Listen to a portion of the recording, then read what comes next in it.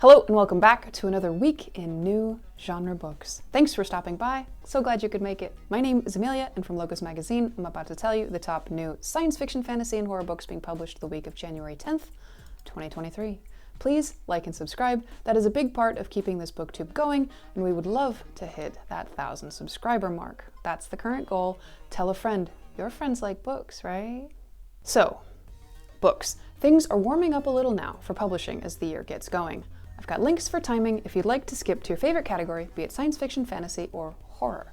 Starting with science fiction books this week, we have 6 titles being published. First, from Nancy Kress, in collaboration with scientist Robert Lanza, we have Observer, out from Storyplant in hardcover, ebook, and audio. In this science thriller novel, neurosurgeon Carolyn Soames Watkins goes to work for a dying great-uncle at a Caribbean medical facility that works on implanting computer chips in brains to offer a new, truer life, understanding the nature of reality and consciousness. But then murder intrudes, and I just want to say, kudos for the publicist who was bold enough to use the passive voice there. Normally I don't like passive voice, but we are committed to no spoilies on this channel. Murder intrudes. We don't even know who died, who killed them, or even what for. What even counts as murder if we're implanting computer chips in brains and one of our main characters is already dying? Next up, from Julianna Baggott, we have The Wick, out from Underland Press in trade paperback, ebook, and audio in this science fiction novella, Rune awakens in a glass box, in a room full of other girls in glass boxes with no memory of her past beyond her name. Next, from Stephen Markley, we have The Deluge, out from Simon & Schuster in hardcover, ebook, and audio. This is a grim, near-future dystopian science fiction novel. It's big, 900 pages. The New York Times calls it baggy, restless, immersive. You can take from that what you will.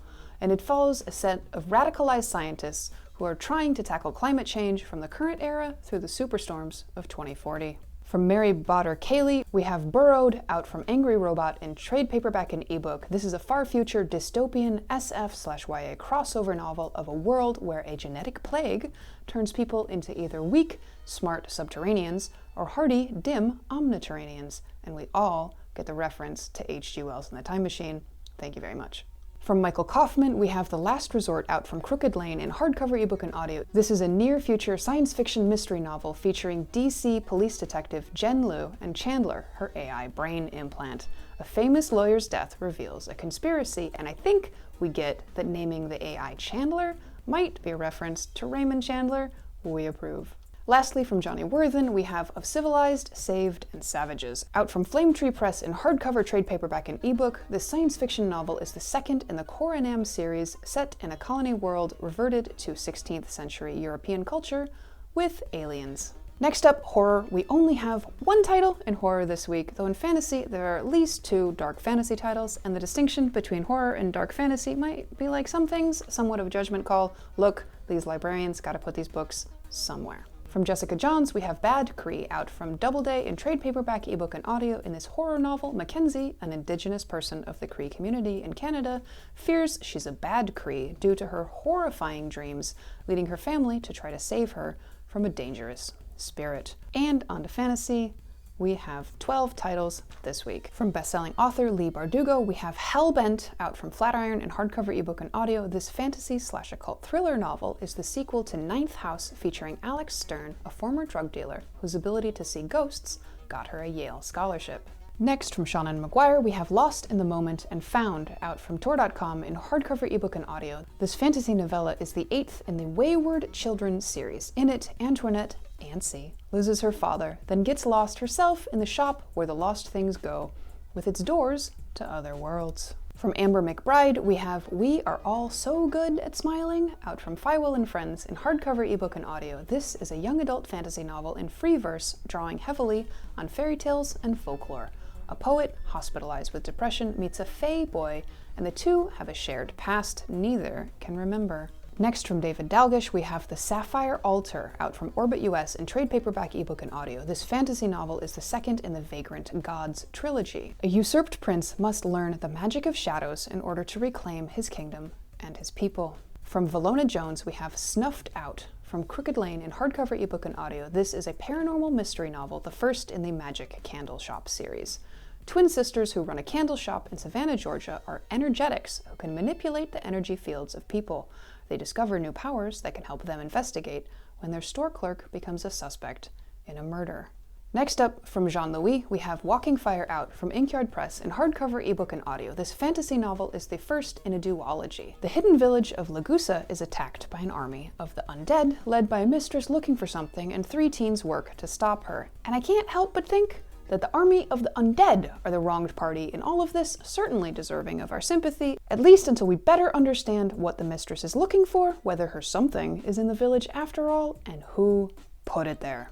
From Jonathan Maberry, who also writes horror, we have Son of the Poison Rose out from St. Martin's Griffin in trade paperback, ebook, and audio. This is a dark, epic fantasy novel, second in the Kagan and the Damned series. The Silver Empire is in ruins, and Kagan and his allies are on the run from the Witch King. From Rebecca Schaefer, we have City of Nightmares out from Clarion in hardcover, ebook, and audio. This is a young adult dark fantasy novel. Dreams become real horrors in the city of Newham, and after a dream-related family tragedy, Ness joins a cult that helps those affected by nightmares. From Laura Shepperson, we have Phaedra out from Alcove Press in trade paperback, ebook, and audio. This is a feminist retelling of Greek myth. The Minotaur's sister, Phaedra, unwilling bride to the hero Theseus, accuses her stepson of rape.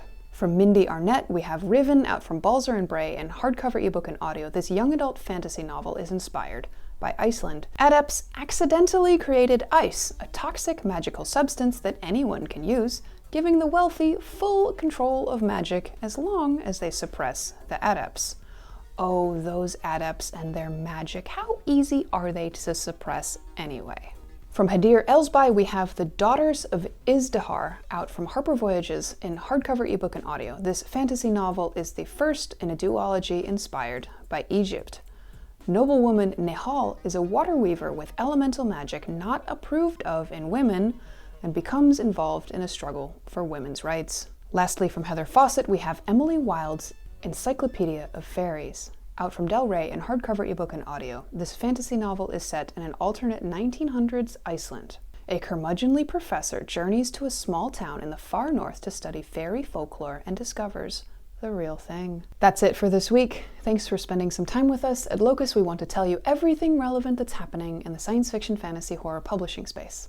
Side effects of reading Locus may include having a to-be-read pile of books that eclipses the sun, using vocabulary your friends don't know, learning way too much about how the sausage is made, and accidentally starting a career in the science fiction, fantasy, horror book publishing space.